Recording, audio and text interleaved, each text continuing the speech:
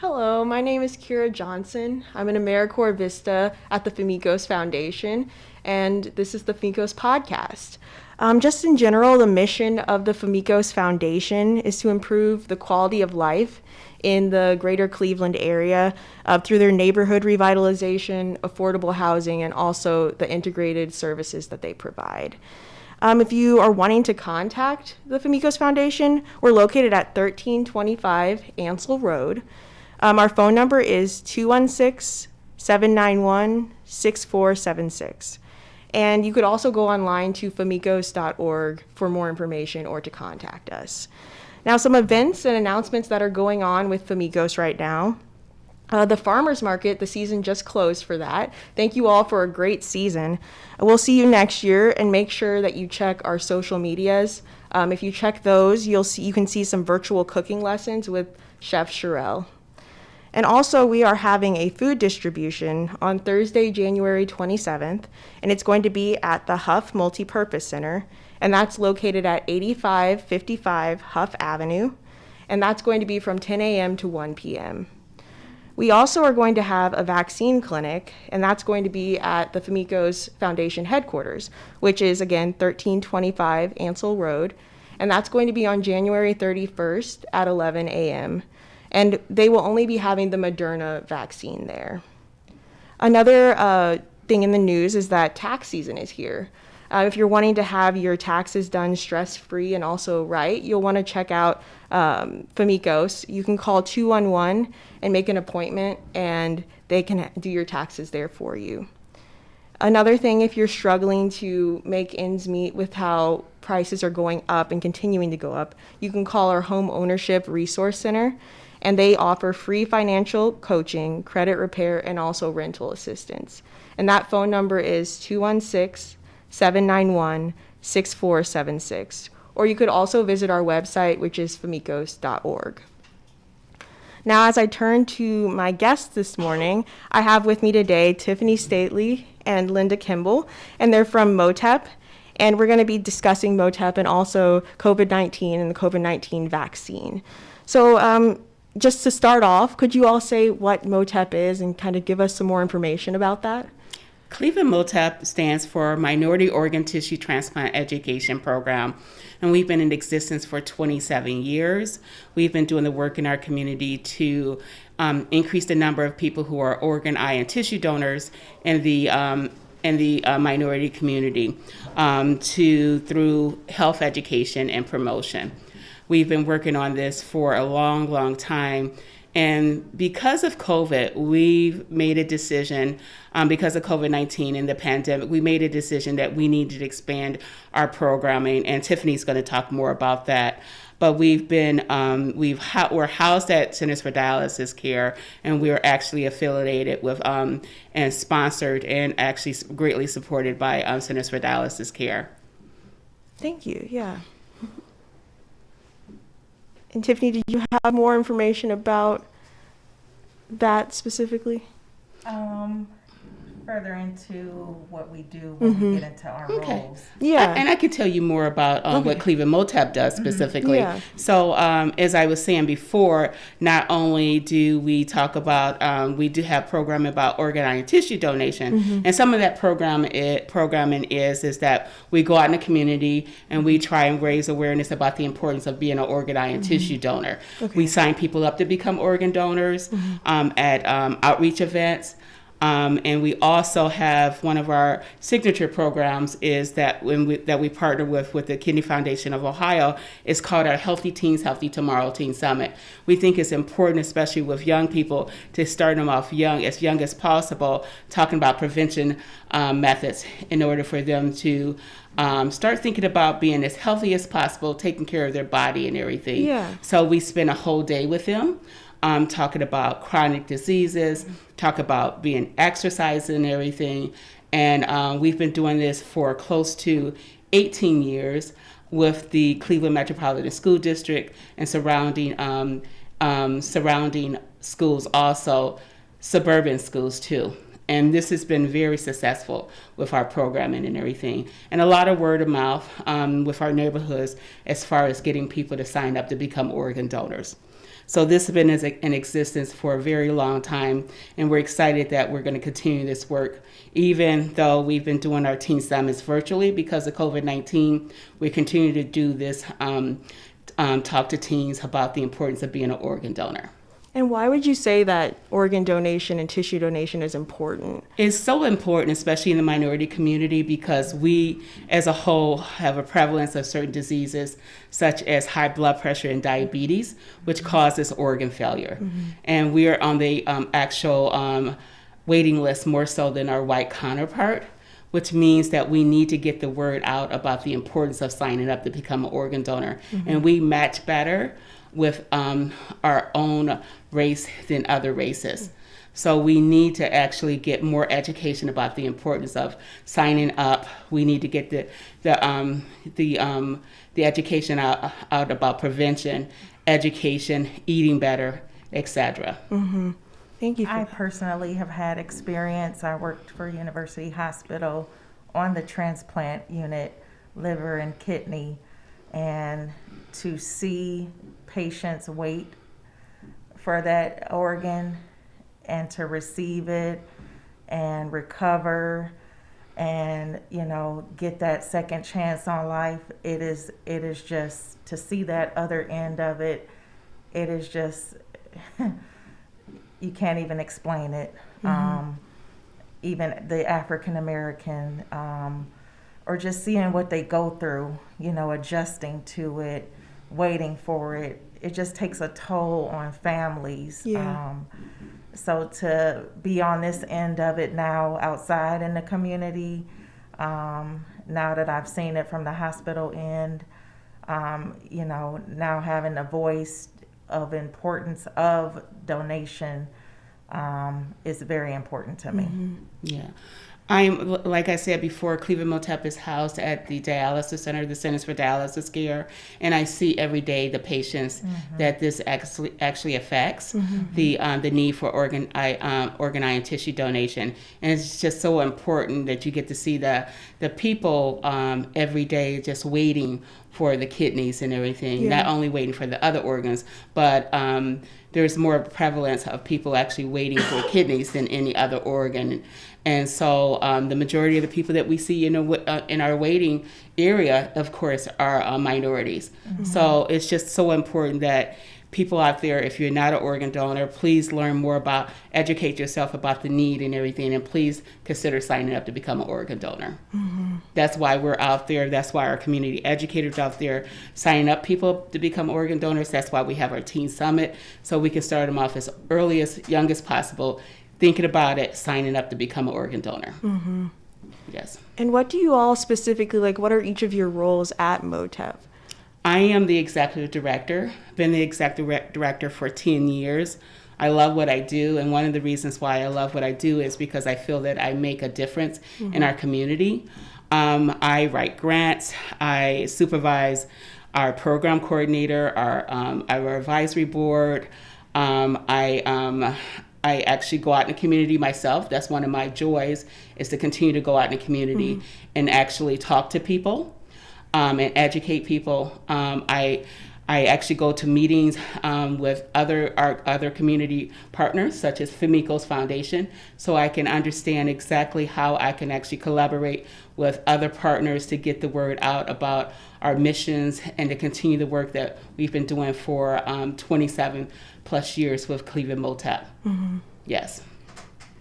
And I am the program coordinator. I am new to the team. I've been with the program now 3 months. I've come from the hospital environment, and it was so important to me. I came into it, I wanted something with a purpose. I felt like working through the pandemic was such a reactive environment. Every day I came into work, hospital beds filled up, and you're just trying to discharge patients with nowhere to go, where we're discharging them to. And it just was just a stressful environment, and I wanted more. I saw this opportunity, had a brother that passed away. He was on dialysis. This opportunity fell into my lap, and it gave me a purpose to get out in the community. Yeah. I love talking to people. It's like talking to my family. You know, I'm approachable. I look at them as I'm talking to an aunt, uncle, cousin. They're like me. Mm-hmm. Sometimes they approach me, you know, and I want that to be an open feel. Mm-hmm. And so, you know, I do vaccine education and outreach. I oversee 3 vaccine navigators. We do the pop-up vaccine clinics where we do the one-on-one. I love being one-on-one with people in the community that have the hesitation about vaccination, where you can share your story to say, it's okay. I was once hesitant about being vaccinated. Let's talk about the side effects. Let's just talk about what are you hesitant for? Let's talk about why are you hesitant? Let's talk about some of the things that, you know, you're concerned. So you have that advantage when we're at these pop-up clinics, especially at the Huff Multi-Purpose Center, where they're doing the food distribution, just meeting the community right where they are. Mm-hmm. The community is not going to their primary care physician. We have to create the trust in the community. Mm-hmm. And our vaccine navigators, we could hold their hand and rub their back and tell them it's okay, we did it, you could do it too. Mm-hmm. Do you have underlying health conditions? We want you safe. No joke. Yeah. It's no joke, we want you safe. Yeah. Mm-hmm. And kind of going back to when we were talking about like organ donation, how can someone become an organ donor? Like, what would they need to do? When you actually go to the BMV, one of the questions they'll ask is time, or you can actually register online at registerme.org, or you can visit our actual website on clevelandmotep.org. There's many ways that you can actually sign up to become an organ donor. We suggest you do it online. You can be very specific of what organs you want to donate. If you have a kind of issue with actually donating your corneas and you just want to donate your other organs or your other tissues, you can be very, very specific. A lot of people don't know that. So I would suggest go online, registerme.org, or go and visit our actual website and actually register to become an organ donor. Okay. And what I do suggest and what I recommend is you share that information with your family members. Mm-hmm. Make sure your family members know that you made that decision. Mm-hmm. Yes. Thank you. Mm-hmm. And so I want to transition into talking about the COVID-19 vaccine and getting vaccinated. And even just in looking at the vaccination rates and those numbers, like in non-suburban areas, there's actually a 43% versus 88% in the suburbs. And even in Huff, it has the highest number of COVID-19 deaths in the city of Cleveland. And just like, why do you all think that vaccination rates are so much lower in our East Side neighborhoods? Yeah. When I saw that article, it really saddened me. It didn't surprise me. It really saddened me, though, because this is one of the reasons why I started my career in community health, is because I wanted to improve the quality of health in communities such as Huff. Mm-hmm. And that's one of the reasons why we received monies from CDC Foundation, because we wanted to actually get our community, our vaccine navigators out there and get the shots in people and everything, the vaccines and everything. One of the reasons why is there's so much misinformation out there. And that's why we have our vaccine navigators out there to get the correct information out to people. Mm-hmm. There is a lot of mistrust, and Tiffany kind of touched on there. There's a lot of distrust out there, especially in the minority community, for government, the medical community and everything, that we have to continue to talk to people one-on-one about the importance of the vaccines. People are getting information about that you get the actual vaccine, you're going to turn into a zombie. I'm serious. This is serious information that people are getting. So that's why we have billboards out there. We're on We're doing podcasts with you guys. Famicos Foundation is doing the work. We're partner with organizations like yourself. Our actual navigators out there doing the work, talking to people and everything. There's a lot of misinformation out there that we have to educate people. Educate. And then, like I said before, that there is that mistrust, that's distrust that's just been out there for years. Yeah. This hasn't just started, just because of the pandemic. This is because of the actual Tuskegee syphilis study and everything. So it continues on, and people continue to have the distrust. And the only way we can actually stop the distrust is actually having people talk about it. We can't just, sweep it under the floor and say, hey, you have to stop. We have to stop the distrust. We have to continue to talk about it and educate people with the correct information. Yeah. Yes. And as Linda said, also we have signs in the bus stops. It's so hard. We have tables set up at the pop-up clinics. They're not taking the information. We sometimes have to refer to the information when we're talking to them. They want to hear one-on-one. They want to hear your story. Yeah. Because really what they're hearing is from others.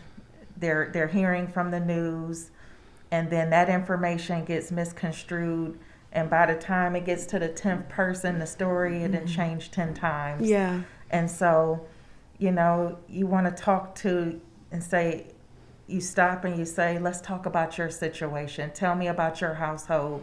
Do you have an elderly that you live with? Do you have underlying health conditions? You make it personal. So you can just nip the misinformation in the bud and make it personal to them. It's safe, it's effective. I tell them I came from the hospital. I worked a full-time job. I do this part-time because I care about my community. My maiden name is Huff, Huff, so Huff is dear to me. That just being there feels like family. Yeah. And so I tell them what I've seen. I tell them how the intensive care unit looks. I tell them that intensive care unit is filled with unvaccinated patients. My coworkers are burnt out. I came out of the healthcare system because I was burnt out, because of loss. And I just had to be a voice in the community. I had to. And so, a side effect from a shot versus being on a ventilator, I have to paint the picture. I also have to tell them that on top of COVID, people are still facing trauma. They're facing heart attacks. They're facing strokes. And the hospital is full. Yeah. Then you have the healthcare workers. They're burnt out. They're getting sick. Staff shortages. Surgeries being canceled. So it's a snowball effect. And it's just, this is important. We want you safe. We want your family, your household safe. So you start by making a decision for you to protect your family. I also tell them the importance of once you're vaccinated, it doesn't stop there. We stop wearing these masks. They stop wearing the masks. They think the vaccination and no mask wearing, and then the big gatherings with no mask, we can't stop there.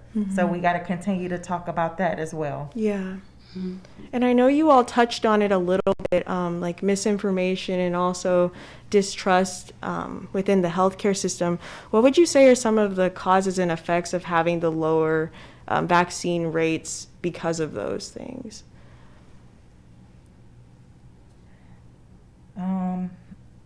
It still kind of goes into hospital beds being full at capacity, sick communities, one person gets sick, it spreads to a family member, a neighbor.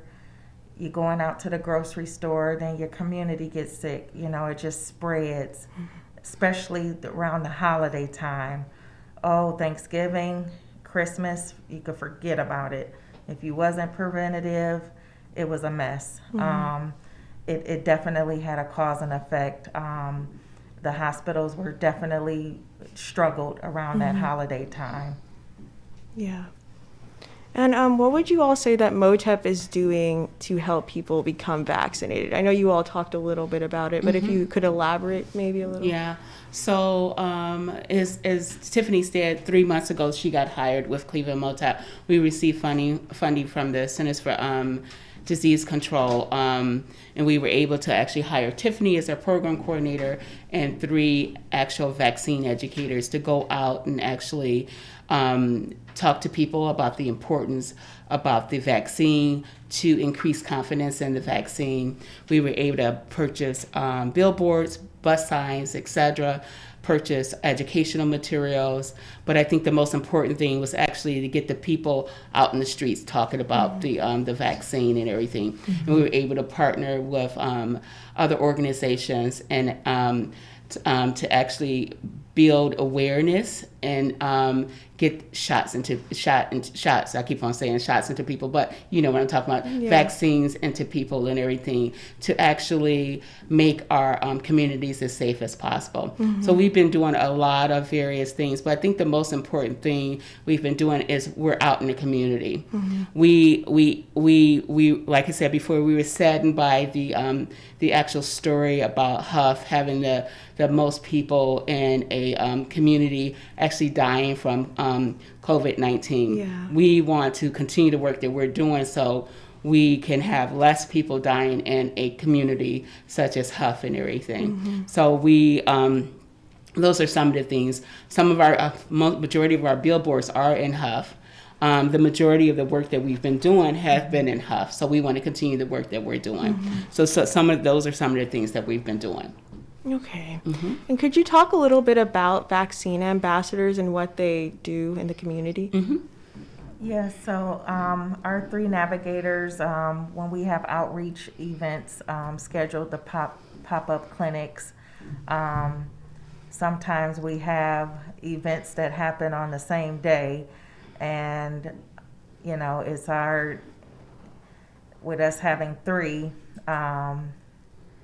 It was one time where we had a huge mass event where all hands on deck. Linda and I sometimes have to step in, where depending on how long the event is and if it's a big event, our vaccine, well, we call them vaccine navigators, but they pass out, they set up a table.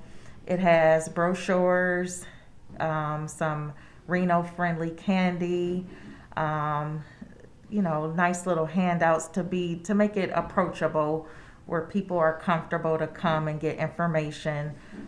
Typically, our biggest, we have either pop-up clinics where vaccinations are given, or we're at a pop-up clinic that's tied in with a food distribution.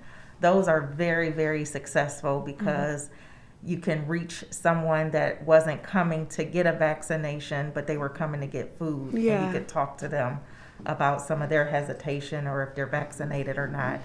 But I reach out to our navigators to schedule them for those events by talking with our community partners and getting these events scheduled to make sure that we're there, passing out T-shirts and information, and just really making sure that, you know, we make the community proud that the decision that they made is a good decision, that they made it for themselves, their family, and the community. We also always have, on our website, we always have Facebook messaging also. We also purchase yard signs, raise awareness about the importance of not only the COVID-19 vaccine, but also the influenza vaccine also. Okay. So those are on at all of the Centers for Dialysis Care sites and everything, facilities too. So we hope to have those yard signs at other different facilities also. But the messaging is really important. So we utilize social media a lot to get the word out about the vaccines also. Okay. And one other big push that we did right after Thanksgiving in November, if I was being proactive in my wisdom coming from the hospital, we worked with the Cleveland Public Health Department and getting COVID-19 testing kits before it became a supply and demand issue, and was passing those out to some of the community members that were hesitant about getting vaccinated. Well, if you're not going to be vaccinated, then let's test you and keep you safe over the holiday. Yeah. You know, Linda and I were at an event where people had to come get vaccinated, or they weren't invited to holiday dinner. They couldn't go to grandma's house without that vaccination. So, you know, testing was, I feel, a big awareness before it became a big deal on the news where testing, you know, wasn't available, but now it's becoming more available for schools, and now you can get it through the mail by ordering it. So, like I said, I've always come with a proactive instead of the reactive approach, especially before holidays. That I knew Thanksgiving would have been one thing, but Christmas was very, very dangerous if you didn't learn from Thanksgiving. Yeah. We are also in the process, Cleveland MOTEP, of partnering with Minority Health Alliance and hosting a upcoming webinar. And we'll be giving more information to Famicos Foundation about that. And that should be coming up probably within a month or so. Okay. So we want to do more education, not only with our community members, but with people who are with our talking to community members, also health professionals too. Yeah. The most updated information as possible, because as you well know, things are changing. We got all these different variants and everything. Things are changing day by day. So we want the healthcare professionals to have the most updated information as possible. So we're in the process of doing that. Okay. And there was actually a recent article that was about Stephen A. Smith, who he was speaking out. He's a former basketball player and ESPN sports commentator, and he was speaking out about his experience with contracting COVID-19. And he said that he became extremely sick, and his doctors told him that if he had not been vaccinated, then he would have died. Why do you think that getting the COVID-19 vaccine is important? Is so important that in the recent, I would say probably within a month, I've had friends and family members that have had breakthrough COVID-19, and a couple of my friends have actually got like asthma or problems with their respiratory systems, and they've had breakthrough COVID-19 in very mild cases, but they were fully vaccinated, even had boosters, and very mild. But if they were not vaccinated, I would hazard a guess, and they even told me this, that they probably would have been on a ventilator and everything. It's so important. A lot of people think, I'm just going to get it. I'm just going to get it. You know, I'm just going to let myself just get it and just let it, you know, without getting vaccinated and everything. I think that's the wrong way to actually think about it. You need to be vaccinated. I have underlying medical condition, but I'm fully vaccinated, boosted. Give me all the vaccines in the world, because I don't know what would happen to me if I was to get COVID-19, and I'm not going to risk, you know, getting COVID-19 without having being fully vaccinated and everything. I don't think anybody should risk that. You might think you're the healthiest person in the world and everything. You don't know how COVID-19 is going to affect you. So you need to get the vaccine, and if you're eligible, get the booster and everything. I have a young niece. She's 33 years old. It took her a long time to get the vaccine. Now she's like, give me that booster now. She wanted to be as safe as possible, because she wants her community to be as safe as possible, and she want to be around her actual family members too. So yes, I have to say the same thing, where I've lost track between Thanksgiving and December. It just seemed like, you know, before you hear about people having COVID, but now the numbers have become so overwhelming, where it's been friends or people that you know that contracted COVID and spread it in their household, that you just lost track. And you know, thankfully, you know, most were vaccinated, or Some of them, it was just too late that thought about, being vaccinated. I myself, when I was hesitant, because some people, now they want that booster, you have to wait now 5 months. It was 6 months, but some of them, they're so scared, they want that booster right away, but you got to wait that 5 months after that second dose. But I was hesitant until my childhood asthma returned in April of and that's where my hesitation exited. And I have underlying health conditions with high blood pressure. You just don't want to play with it. You don't want to play with it. And I thought about it. I said, if I would have delayed it any more when Omicron came, oh no. So, I'm boosted, like Linda said, too. We both got our booster on the same day.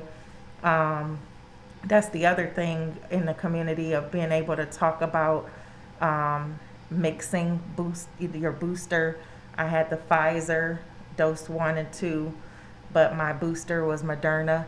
That's a big concern sometimes with some hesitancy. Some people will walk away and won't get their booster because they're concerned about mixing it, and that's actually safe to do as well. So that's we get a lot of that at our vaccination pop-ups because of sometimes Moderna is the only booster that's available. But the unvaccinated is playing Russian roulette. It's just not safe. Yeah. And I know it can be hard to sort through information and know what is true or what is false regarding information with COVID-19 and the vaccine. What recommendations or suggestions do you have for people who are trying to understand what is factual or what isn't? I think if they have a really good relationship with their primary care physician, that's important. What's really funny is that I actually saw one of my doctors today, and of course I had my shirt on, and she's like, wow, that's great. Now, what should I be telling my patients? Because I told her that the reason why I had the shirt on is because, part of my job was to increase confidence in the vaccines with primarily the minority community. And her eyes just kind of lit up, and she said, what should I be telling my patients and everything? So I gave her some pointers and everything. So I think some of these doctors are want this information. They kind of are like sponges.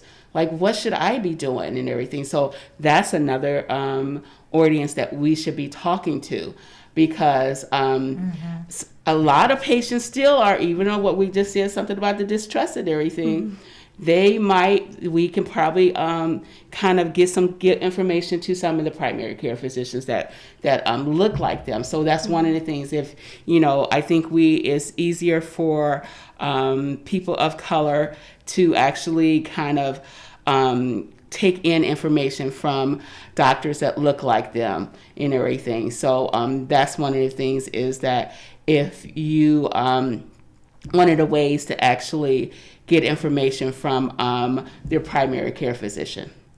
I wouldn't say always go online, because sometimes you can get some bad information online, but also maybe go online. If you do go online, go to a source that you trust, which would be the Centers for Disease Control. Centers for Disease Control. Any other suggestions besides your primary care physician, if they're a trusted source for you, and also the Centers for Disease Control? Those are my main two sources. I trust my doctor and the CDC. Yes. Okay. And what would then be some conversation pointers that people could use in talking to friends and family who have concerns about getting the shot? I typically tell people to listen more than talk. Listen to see what the concerns are, because you could talk at people and miss what they're even concerned about. Let them talk, because sometimes they say, my first event in this role, it was a person in the community that said she wasn't getting it. Oh no, I'm not getting it. That shot made too many people sick. and it turned out to be possibly a person sick. And I said, what happened to that person? Talk to me about it. And it was just like a headache or a sore arm. So, you just kind of just unfold the story a little bit and just talk through it. And a lot of times it's not even the reading, it's just what they heard. A lot of word of mouth. Word of mouth travels faster than something they read or, heard. And like I said, by the time it gets to the 10th person, it's far from whatever they heard. And, information does change. The pandemic, has changed. We're 2 years into it. Yeah. And so we just reassure them that, we trust the wisdom that science and our physicians, and I really, really, really use my hospital experience of what I've seen, and that I'm vaccinated. And I truly agree with what Tiffany said. I think the hardest thing for a person to do is to listen to other person. It's just almost like it's in us to actually just start talking when another person is talking. But from me actually doing what I've been doing for so many years, talking about organ, eye, and tissue donation and everything, just listen to another person talking and finding out the reason why they don't want to become an organ, eye, and tissue donor, or they don't want to get a vaccine, and then just talking and hearing their story and them realizing that you care about their story is one of the things that's really the most important thing. Hearing their story. Yeah. With like hearing those people's stories, do you have any any tough conversations that you've had to have that you like with people out in the community that you'd like to share or just talk about? Yeah, I saved mine for last. Is this the last? I say I have an unfortunate, circumstance that happened, but I like to talk when I'm in the community. I usually like to talk to them about, do they know someone that has contracted COVID? Have they lost anyone to COVID? Because, until the holiday, I hadn't lost anyone to COVID. My brother passed with pneumonia, which is, close to it, but losing someone during the pandemic is stressful. But, unfortunately, I did lose 2 family members that were unvaccinated. I personally did not get a chance to ask them their hesitation, so I can't really speak to, why they weren't, but the conversations were had about getting vaccinated. I do know that. My uncle, he was a liver transplant survivor. My aunt had sarcoidosis. Definitely 2 that definitely needed that vaccination. My uncle passed on Christmas Eve. My aunt passed on New Year's Eve. They passed a week apart of each other. I have cousins, and they have grandchildren that had to bury, parents and grandparents, two caskets. And their funeral happened to be on my uncle's liver transplant anniversary, the day that he received a liver, which would have been 7 years. So now it's become very personal to me. And I prior to this happening to me, some in the community have come to get vaccinated because they have lost someone. But why does it even have to go that route, Why does it even have to, one is too many. The fact of the death rates, when I see it on the news, when I remember seeing when the first person had passed of COVID, it was like one was too many for me then. And so, now it's just really, really personal, and now I'm just really gonna just hone in on the underlying health conditions and it's a lot of things we can do to keep ourselves safe and healthy. Mental wellness, diet, exercise, just really, taking care of ourselves. But this definitely took a toll, and it changes my whole perspective on what I do and my voice in the community now. Yeah, and I am very sorry for your Thank losses. And as we're just closing out, for any of our listeners who might be feeling still hesitant about getting the vaccine themselves, what would you like to say to them or share with them? Anything? I think one of the things, I have a friend who gives herself a direction, and she says, just do it.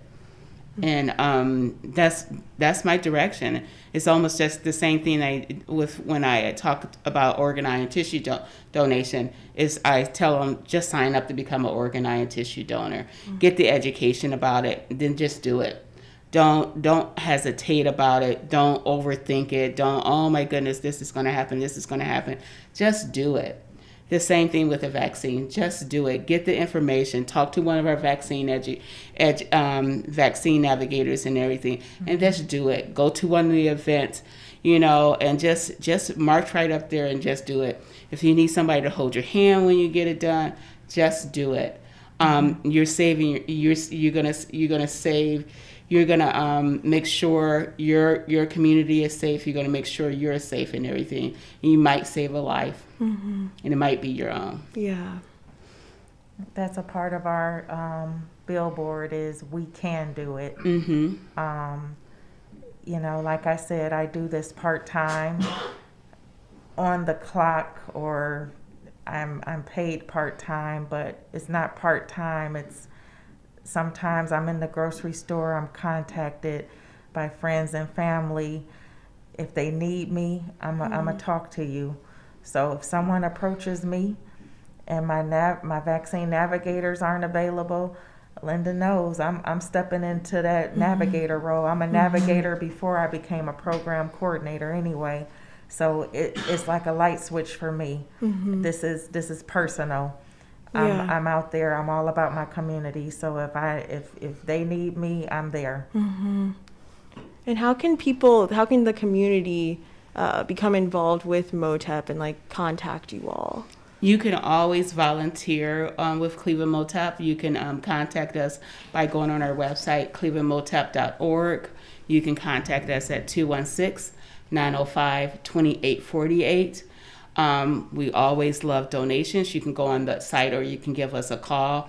We are a community member with Community Shares. You can go on their website and get more information. We love volunteers.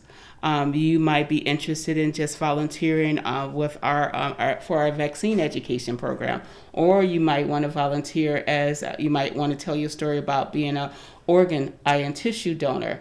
We are welcome. You are welcome to actually assist us in any way, shape, or form. But once again, clevelandmotep.org, or call us at 216-905-2848. Thank you so much for having us. Thank you. Thank you both for being on today. Absolutely. Thank you. And as we close out today, just a reminder of the contact information if you're wanting to contact Famicos. We're located at 1325 Ansel Road, and our phone number is 216-791-6476. You could also go online at famicos.org for more information or to contact us. And again, I want to remind everyone that there is the vaccine clinic on the 31st at the Famicos headquarters, and that will be at 11 a.m. And if you do have any suggestions for future topics that you'd like us to discuss on the community podcast, you can send it to marketing@famicos.org. Thank you.